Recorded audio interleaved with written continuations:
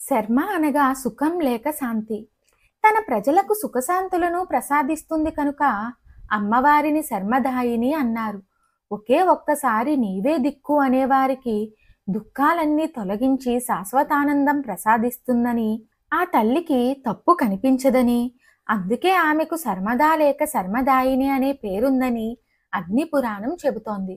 కొందరికి వారి పూర్వజన్మ కర్మలను బట్టి, మహాపాప దోషాలను బట్టి జాతకరీత్యా సుఖపడే యోగం ఉండదు. మరికొందరికి శనిదోషం, ఏలినాటి శనిదోషం, అష్టమ అర్ధాష్టమ శనిదోషాల వల్ల ఇంట్లో ఉన్న సంపదలు ఎలా మాయమవుతాయో తెలియకుండానే మాయమవుతాయి. అటువంటి వారి జాతక దోషాలు తొలగించి వారిని కూడా శాంతికి, సౌఖ్యాన్ని ఇస్తుంది కాబట్టి అమ్మవారిని శర్మదాయిని అంటారని కాళికా పురాణం చెబుతోంది.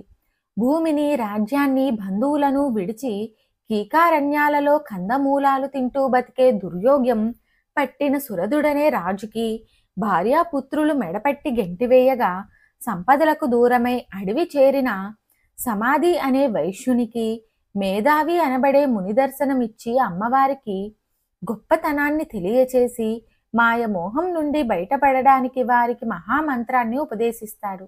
వారు దీనిని జపించగా అమ్మవారు ప్రత్యక్షమవుతుంది. వారికి సరైన యోగం లేకపోయినా వైశ్యునికి మోక్షం, రాజుకి తిరిగి రాజ్య సంపద ఇచ్చి రాబోయే కాలంలో సూర్యపుత్రుడై సావర్ణి అనే పేరుతో మనువయ్యే మహాభాగ్యాన్ని ప్రసాదిస్తుంది. ఎంతటి దుర్యోగమైన మహాయోగంగా మార్చి శాంతినిచ్చే తల్లి కనుక ఆదిశక్తిని శర్మదాయిని అంటారు. మంత్రప్రయోగం ఫలితం తెలుసుకుందాం. మనస్సు దుఃఖంతో నిండినప్పుడు ఈ మంత్రాన్ని ఒక ఆసనంపై కూర్చుని 108 సార్లు జపిస్తే మనశ్శాంతి లభిస్తుంది.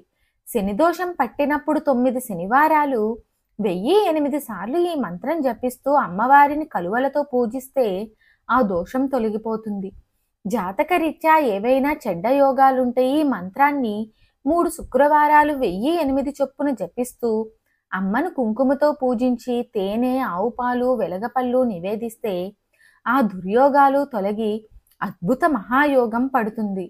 క్షయరోగం ఉన్నవారు ఈ మంత్రాన్ని 108 సార్లు జపిస్తూ ఔషధం సేవిస్తే 1 సంవత్సర కాలంలో సంపూర్ణ ఆరోగ్యం పొందుతారు.